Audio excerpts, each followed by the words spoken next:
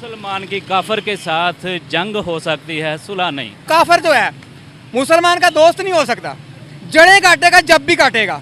और मुसलमान में सबसे ज्यादा गद्दार हैं। हमारी मिसाइल की वजह से इंडिया हमसे डरता है। छोटे बम से डरता है जो 300-350 की रेंज वाला है। मुसलमान है तो मुल्क कायम है, मुसलमान नहीं है तो ये मुल्क ही नहीं है। हमारे हुक्मरान हमें डुबो रहे हैं। हेलो गाइस, मेरा नाम अनुज धीमान और आप देख रहे हैं नेशन ब्रो। कुछ पाकिस्तानियों का कहना है कि हम भारत से दोस्ती नहीं कर सकते क्योंकि वो काफिर हैं और काफिरों से दोस्ती करना इस्लाम में हराम है। अब ये सारी चीज़ें सुनने के बाद में आप देख लेंगे कि ये लोग कितने जाहिल हैं जो 1400 साल पुरानी वाली ज़िंदगी जी रहे हैं। वीडियो है डेली स्वैग का, पहले आप ये वीडियो देखिए फिर हम बात करते हैं इस टॉपिक के ऊपर। आप बताएं, अपने सारे पड़ोसियों को 200 करोड़ रुपया दे रहा वो, अगर हमारे साथ ताल्लुकात उसके अच्छे होते तो क्या हमारी भी मदद ना करता? पहले नंबर पे तो बात ये सोचनी चाहिए कि ये जो बात चल रही है तकरीबन फेक होगी। कौन सी बात? ये जो फंड दे रहे हैं, पहले नंबर नहीं दे सकते। नहीं दे सकता। कोई भी ऐसा मुल्क नहीं है जो किसी को बिला वजह कोई फंड देता है। अगर कोई देता है तो आपके साथ उसकी दुश्मनी है पहले दिन से। आपके लिए वो अपने साथ दूसरे मुल्कों को मिला रहे हैं।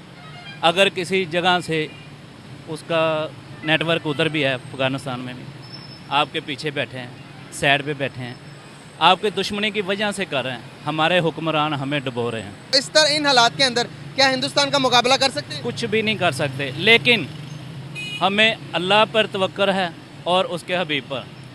मुसलमान जब भी किसी के साथ जंग करता है या किसी भी जगह, कोई भी हिस्ट्री देख लें पीछे मुसलमान की हिस्ट्री में जो अल्लाह पर तवक्कुल रख कर चलता है, अल्लाह उसकी मदद करता है। और मुसलमान में सबसे ज़्यादा गद्दार हैं।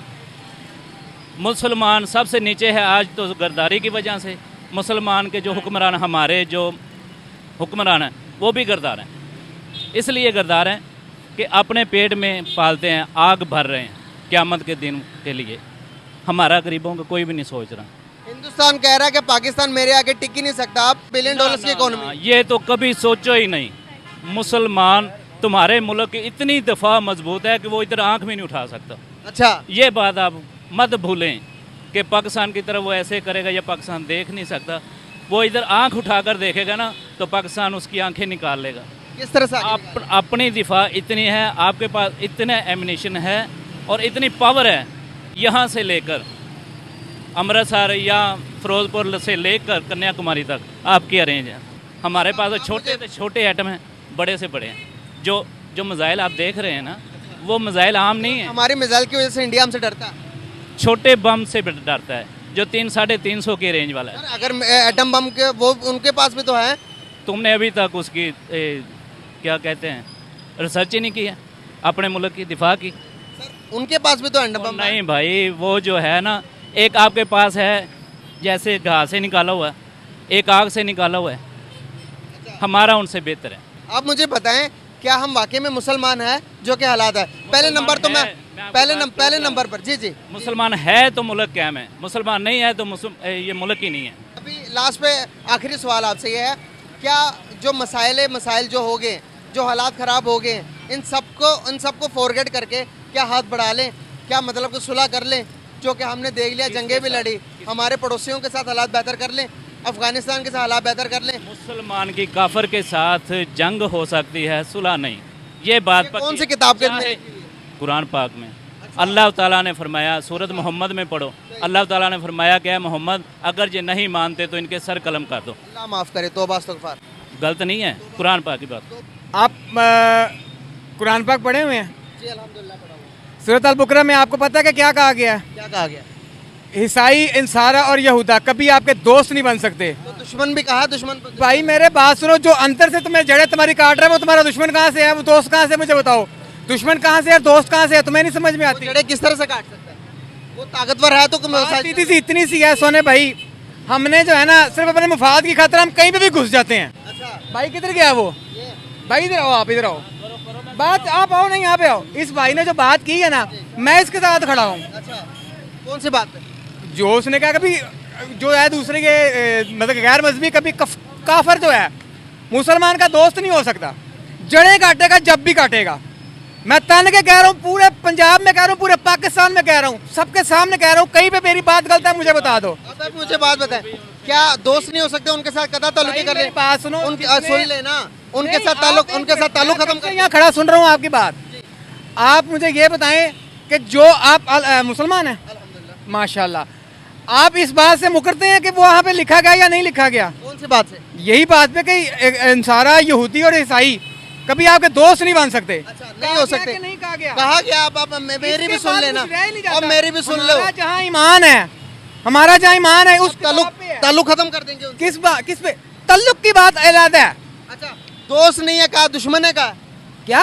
अगर दोस्त नहीं होते क्या दुश्मन होंगे? ओ यार भाई, अल्लाह के अरे साथ भाई, क्या आप तुम इंटरव्यू बात करने करो, आए हो, अल्लाह बहस के करने साथ आए क्या हो? ओ भाई बहस करने नहीं आया। आप किस topic पे interview है? आप मुझ पे अपनी बहस ना थोके। भाई, मैं आप बहस नहीं आप मुझ मैंने पे अपने 100% बात अपने किया। अपने अगर अपने आप अपने इस मजमे में से, अगर इस मजमे में से कोई बंदा कहता है कि मैं गलत कह रहा हूँ, मैं आप जैसे ही कहेंगे प्लेंटी भरने को तैयार हूँ। क्या उनसे ताल्लुकात खत्म करके, आज दुनिया की आबादी 10 अरब है। 10 अरब की आबादी है, जिनमें से मुसलमान ज्यादा से ज्यादा कितने होंगे? 40 अरब। उनसे 4 ताल्लुक अरब। खत्म करके हम सरवाइव भी नहीं कर सकते।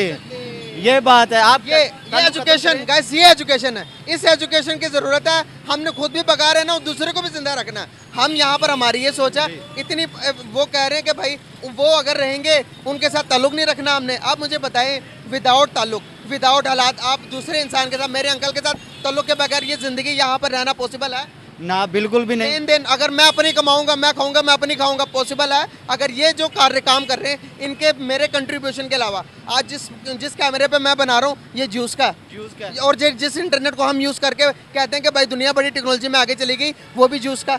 और YouTube जिस पे ये यानी कि सारे उलमा आज बैठकर आ रहे हैं और वो भी यानी कि गैर मुस्लिमों का उसके हेड कर रहे हैं उसको।